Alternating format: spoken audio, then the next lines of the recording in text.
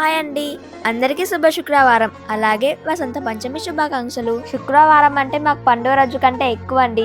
ఈ రోజైతే మేము సంతోష్ మాతని పూజిస్తాం. మా అమ్మ అయితే సాక్షాత్తు అమ్మవారు దిగొచ్చేటట్టు పూజ చేసిందండి. ఎంత చక్కగా చేసిందో చూడండి. ఈ రోజైతే వసంత పంచమి కదా అండి.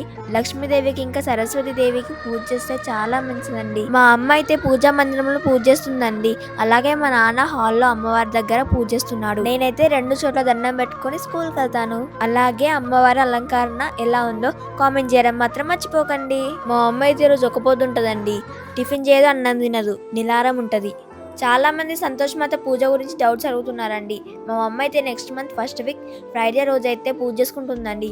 మీకు ఏమైనా డౌట్స్ ఉంటే కామెంట్ చేయండి, నేను రిప్లై ఇస్తాను. శుక్రవారం పూజ అయిపోయాక మా ఇంటి ముందు ఆవులొచ్చాయండి. మా మమ్మీ సంతోషం ఇంత అంత కాదు చూడండి. పూజ అయిపోయాక ఆవులొస్తే చాలా మంచిది అంటారండి. మా అమ్మ అయితే వాటికి పుట్నాలు బెల్లం అటుకులు పెట్టింది. ఆవుకు పూజ చేస్తే చాలా మంచిది అంటారు కదా. మా అమ్మ ఒక్కతే కాదు, మా అత్త, మా బాబాయ్, మా నాన్న కూడా పూజ చేస్తున్నారు. చాలా మంది మూగజీవాలకు ఫుడ్ పెడితే చాలా మంచిదని కామెంట్ చేస్తున్నానండి. నేనైతే రోజు పుచ్చుకులకు బియ్యం వేస్తాను. నేను ఎప్పుడు వేస్తానా అని నా కోసం ఎదురు చూస్తూ ఉంటాయి. ఓకే ఫ్రెండ్స్, నాకైతే స్కూల్ టైం అవుతుంది. నా ఛానల్ అయితే సబ్స్క్రైబ్ చేసుకోవడం మాత్రం మర్చిపోకండి. ప్లీజ్ ఫ్రెండ్స్, సబ్స్క్రైబ్ చేసుకోండి.